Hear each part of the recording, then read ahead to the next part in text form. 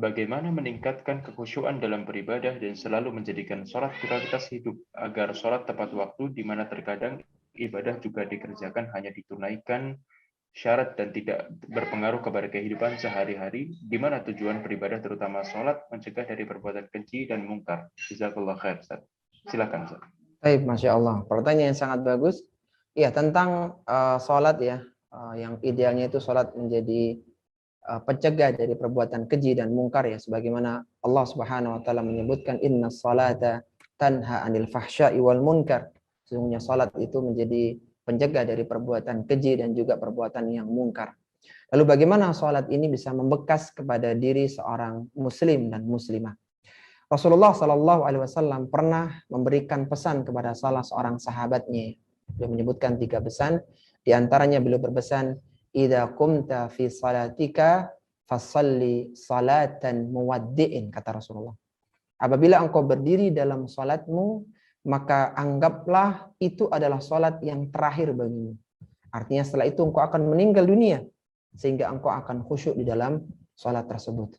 Ini diantara salah satu kiat bagaimana orang khusyuk di dalam salat, yaitu menganggap bahwasanya ini adalah salat yang terakhir dia, sehingga dia bisa konsentrasi, dia berusaha fokus agar salatnya diterima oleh Allah Subhanahu wa taala. Ini kiat yang pertama agar salatnya khusyuk, sehingga salat memberikan bekas, memberikan athar pada kehidupannya. Kemudian di antara kiat yang kedua, cara untuk salat khusyuk sehingga membekas pada kepribadian seseorang, sehingga menjauhkan dia dari perbuatan keji dan mungkar, yaitu membiasakan mengawali salat-salat fardu dengan salat-salat sunnah.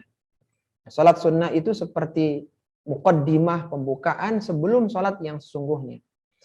Misalnya dalam salat zuhur ya, ketika para lelaki, para suami ini sibuk dengan pekerjaannya, yang mereka bertransaksi atau menyelesaikan tugas-tugas sebagai pegawai, karyawan, dan semisalnya, terkadang ketika langsung sholat zuhur itu yang teringat adalah transaksi tugas yang sebelumnya.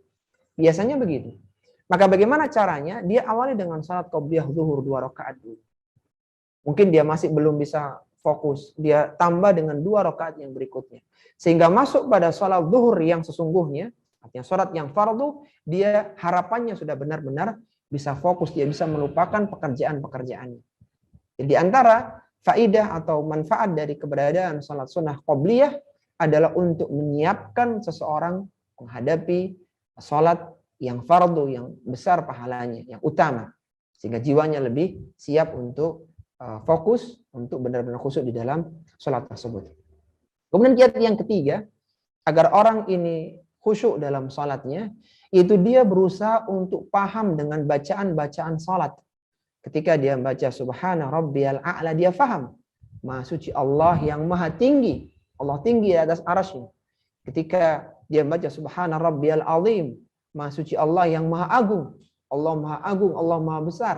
Sehingga muncul pengagungan kepada Allah Subhanahu wa taala. Sami Allahu liman hamidah. Allah mendengar orang-orang yang memujinya. Ketika dia berusaha meresapi bacaan-bacaan tersebut karena dia paham maknanya, maka dia akan terhindar atau dia akan tidak terganggu oleh bisikan-bisikan syaitan yang berusaha untuk memalingkannya. Tapi ala kulli hal, ikhwati fillah rahimani wa rahimakumullah, memang khusyuk adalah sebuah perjuangan ya. Kadang di awal bisa khusyuk, masuk rakaat kedua, rakaat ketiga mulai luntur, maka berusaha kembali lagi. Tapi seandainya seorang belum bisa khusyuk, maka itu belum bisa khusyuk secara sempurna, maka itu tidak mengapa, karena memang khusyuk dari awal sampai akhir itu bukan hal yang sederhana. Tapi semoga dengan 3 kiat tadi menjadikan kita bisa sholat dengan khusyuk, sehingga sholat kita bisa memberikan bekas yang positif, orang dimudahkan dari meninggalkan berbagai macam keburukan dan kemaksiatan. Wallahu ta'ala a'lam.